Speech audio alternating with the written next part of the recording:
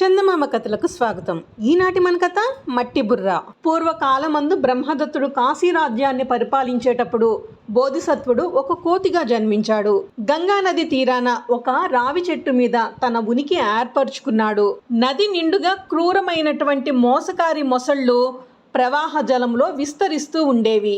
ఇటువంటి మొసళ్లను గురించి జాగ్రత్తగా ఉండాలని, ఎన్నడూ చెట్టు దిగకూడదని బోధిసత్వుడైన కోతి తక్కిన కోతులన్నిటికీ హెచ్చరిక చేస్తూ ఉండేది. ఒక రోజున నదిలో ఉండే తల్లి మొసలి తన బిడ్డతో, నాయనా, నాకు ఎంతో కాలం నుంచి కోతి గుండె తినాలని ఉన్నది, నా కోరిక తీర్చవా అన్నది. అందుకు మొసలి పిల్ల, అమ్మా, కోతులు చాలా తెలివైనవి, అదీ కాక అవి చెట్టు నుండి చెట్టుకు గంతులేసి పారిపోతాయి, ఎట్లా పట్టేది అని తన సంశయం చెప్పింది. తెచ్చే తీరాలి అని పట్టుపట్టింది తల్లి మొసలి. మొసలి పిల్ల పోయి రావి చెట్టుని సమీపించి తల పైకెత్తి కోతులతో, ఓయి తమ్ముళ్ళారా, ఎంతకాలమైనా మీరు ఈ చెట్టు పైన కూర్చుని కాలక్షేపం చేయటమే కానీ ఈ ప్రపంచంలో ఎటువంటి చిత్ర విచిత్రాలు ఉన్నాయో మీకు తెలియదు కదా. ఈ నది మధ్యలో పరమ సుందరమైన ఒక ద్వీపం ఉన్నది. ఆ ద్వీపంలో చక్కటి మామిడి చెట్టు ఉన్నది, రండి నాతో చూపిస్తాను అని ఎంతో తీయగా చెప్పింది. ఈ మాటలు వినేసరికి కోతులకు నోరు ఊరింది. అయితే నేస్తం, మాకు ఈత రాదు కదా, మేము ఎలా రాగలం అని అడిగాయి.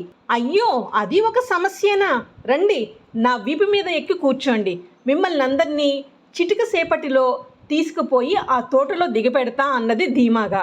సరే మరైతే నన్ను తీసుకువెళ్ళు అంటూ ఒక చిన్నారి కోతి పిల్ల తయారు పడింది. తక్కిన కోతులు వద్దని చెప్పినా అది వినలేదు. మొసలి మోసకారి, జాగ్రత్త అని అవన్నీ ఒక్క పెట్టిన ఘోష పెట్టాయి. కానీ కోతిపిల్ల తన ఉత్సాహంలో ఈ మాటలు చెవిని పెట్టలేదు. పిల్ల కోతిని వీపు మీద ఎక్కించుకుని చెప్పలేని సంతోషంతో ఆ పిల్ల మొసలి నదిలో ఈదుకుపోతున్నది. అలా పోయి పోయి ధబీమని నీటి లోపలికి మునిగిపోయింది.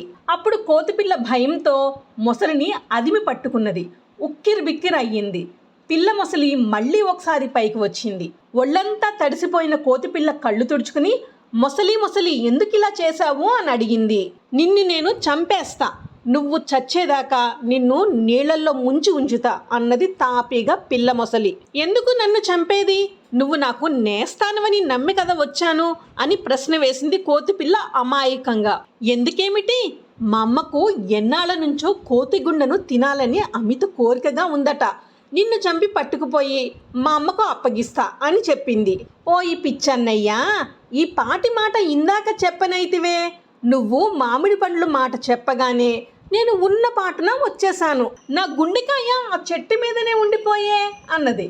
ఆ మాటలకు ఆ పిల్ల మొసలి కళ్ళు మిటకరిస్తూ వెర్రిగా చూచింది. మరైతే నీ గుండెకాయ నీతో కూడా ఉండదా అని అడిగింది. అబ్బే, శరీరానికల్లా గుండె ముఖ్యమైంది కదా, దాన్నెప్పుడు చెట్టుకు వేలాడదీసి భద్రంగా కాపాడుకుంటాను, ఎంతో పని ఉంటేనే గాని దాన్ని నాతో తీసుకురాను అని చెప్పింది. నీకు ముఖ్యంగా నా గుండెకాయ అవసరమైతే మనం మళ్ళా చెట్టు దగ్గరికి పోవాలి, కానీ నువ్వు నన్ను చెప్పిన ద్వీపం దగ్గర దిగపెట్టు, ముందు కాసిన్ని మామిడి పండ్లు తిని వస్తా అంది. ఓహో అలా కాదు, పళ్ళు తర్వాత తిందువు గాని ముందు నాకు నీ గుండెకాయ కావాలి, పద చెట్టు దగ్గరికి పోదాం అని తొందర పెడుతూ గబగబా కోతి పిల్లను తీసుకుపోయి చెట్టుకు చేర్చింది పిల్ల మొసలి. కోతిపిల్ల చెంగున చెట్టు మీదకి ఒక్క గంతు వేసింది. పైన కూర్చుని, ఓయి మట్టి బుర్రా, రా పైకి రా, నా గుండెకాయ తీసి పట్టుకెళ్దు గాని అంటూ వెటకారం చేసి కొన్ని కొమ్మలు విరిచి పిల్ల మొసలి మీద పడవేసింది. పిల్ల మొసలి కోపంగా వెనుదిరిగింది. పిల్ల మొసలి తన పైన పగ పట్టిందని తెలుసుకున్న కోతిపిల్లకి ఆ చెట్టు మీద ఉండటం ఎప్పటికైనా ప్రాణాంతకమేనని తలచి అది దూరాన ఉండే మరొక చెట్టుకు తన బస మార్చింది. కానీ ఆ పిల్ల మొసలి ఎలా కనిపెట్టిందో కోతిపిల్ల బస మార్చటం తెలుసుకున్నది. సంబరపడి పగలంతా అది ఆరేవులోనే కాచుకుని ఉన్నది. అక్కడ నదికి మధ్యలో ఒక లంక ఉన్నది. ఆ లంక నిండా జామ చెట్లు, చెట్టు నిండా పళ్ళు కలకల్లాడుతూ గుమగుమ పరుమళిస్తూ ఉన్నాయి. ఆ లంకకు నది ఒడ్డుకి నడుమ ఒక ఘనమైన రాతి పలక ఉన్నది. కోతిపిల్ల చెట్టు మీద నుంచి లంకకు పోదామనే కుతూహలంతో ఆ రాతి పలక మీదకి ఉరికింది. అక్కడి నుంచి లంకలోకి ఒక్క గెంతు వేసి పొట్ట నిండా పట్టినన్ని పళ్ళు తిన్నది. పిల్ల మొసలి నది లోపలే పొంచి ఉండి కనురెప్ప వాల్చకుండా చూస్తున్నది. కోతిపిల్ల లంక నుండి తిరిగి వచ్చేటప్పుడు పట్టి వేద్దామని రాతి ఫలక దగ్గర కాపు కాసుకుని ఉన్నది. కడుపు నిండా పళ్ళు తిని కోతిపిల్ల మెల్లగా లంక నుండి మళ్ళీ రాతి ఫలక మీదకి ఉరికింది. అయితే పొద్దుటి కంటే ఇప్పుడు ఈ రాతి ఫలక పెద్దదిగా కనపడుతున్నదే, కొంపదీసి ఏ ముసలైనా ఇక్కడ పడుకోలేదు కదా అని ఆలోచించే లోపే ముసలి కదిలి కోతిపిల్లని మింగటానికి నోరు తెరిచింది. అప్పుడు కోతిపిల్ల, ఇంకిప్పుడు ఎలాగో నీ బోనులో చిక్కుకున్నా, చిన్నగా నోరు తెరిచావు, ఇంకొంచెం తెరువు, నీ నోట్లోకి ఉరుకుతా అంది. సరే అని ముసలి నోరు పెద్దగా తెరిచే క్రమంలో కళ్ళు మూసుకుంది. ఈ కీలకం తెలుసు కోతిపిల్లకి.